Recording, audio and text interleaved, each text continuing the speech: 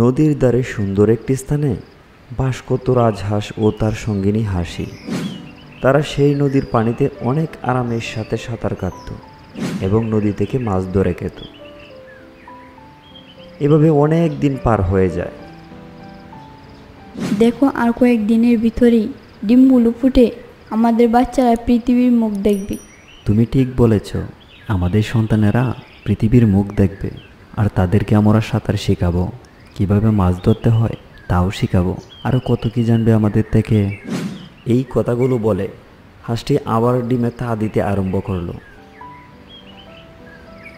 আর অন্যদিকে রাজহাঁসটি একটু দূরে এক জঙ্গলের কাছে মাছ ধরতে চলে যায়।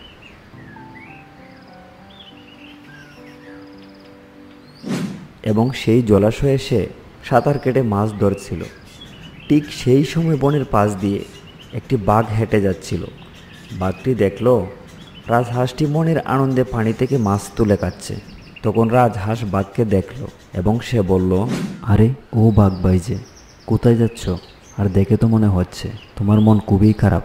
কি আর করব বলো, খিদের যন্ত্রণায় পেটটা সুসু করতেছে। কয়েকদিন ধরে শিকার না পাওয়ায় শরীরেও শক্তি কমে আসছে। আমি তো আর অন্য প্রাণীদের মতো ঘাস লতা পাতা খেতে পারি না। আমার খাবার তো গরু, মহিষ আর হরিণ। বাঘের এই কথা শুনে রাজহাঁসটি বলল, খাবার দিয়েই তো আমি তোমাকে সাহায্য করব। আর আমি বলছিলাম কি, তোমার তো এখন অনেক ক্ষুধা, তাই মাছ খেতে পারো। মাছ খাবো আমি? তাছাড়া মাছ তো এখন পর্যন্ত আমি খাইনি যে এর স্বাদ কেমন হবে। তবে মাছ খেতে হলে তো আগে আমাকে মাছ ধরতে জানতে হবে, কিন্তু আমি তো মাছ ধরতেই পারি না। আরে তা চিন্তা করছো কেন? আমি আছি না, আমি তোমাকে মাছ ধরে দিচ্ছি।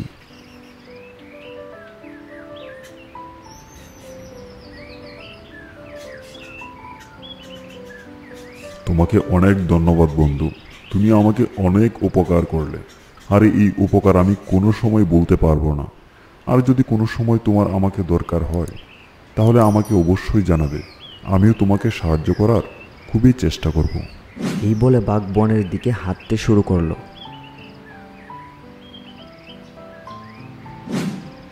কয়েকদিন পরে সেই ডিমগুলো থেকে 4টি সুন্দর ফুটফুটে হাঁসের ছানা বাহির হলো। আরে দেখো দেখো, আমাদের বাচ্চারা কত সুন্দর। আজ আমি সারাদিন তাদের সাথেই থাকবো।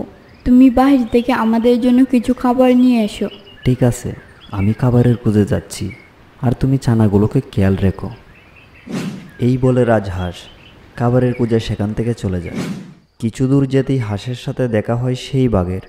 তখন হাঁসকে দেখে বাঘ বলল, আরে হাঁস বন্ধু, যে এত তাড়াহুড়া করে কোথায় যাচ্ছ?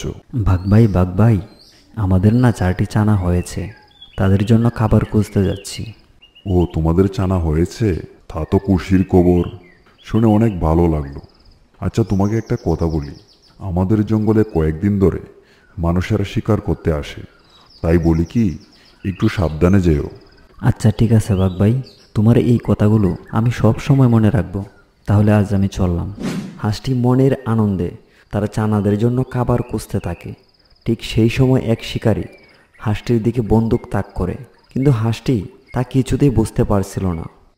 আরে এই শিকারী দেখছি হাঁসটিকে শিকার করার জন্য বন্দুক তাক করছে, তাকে অবশ্যই সাহায্য করার প্রয়োজন।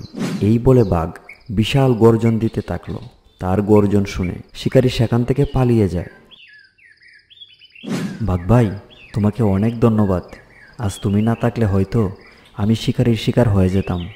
আরে হাঁস বন্ধু, এটা তোমার জন্য আর আমি তেমন কি করলাম?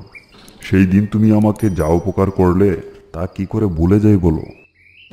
এরপর থেকে বাঘ ও রাজহাঁস তারা সারা জীবনের জন্য ভালো বন্ধু হয়ে যায় এবং জঙ্গলের ভিতরে খুব আরামের সাথে থাকতে আরম্ভ করে।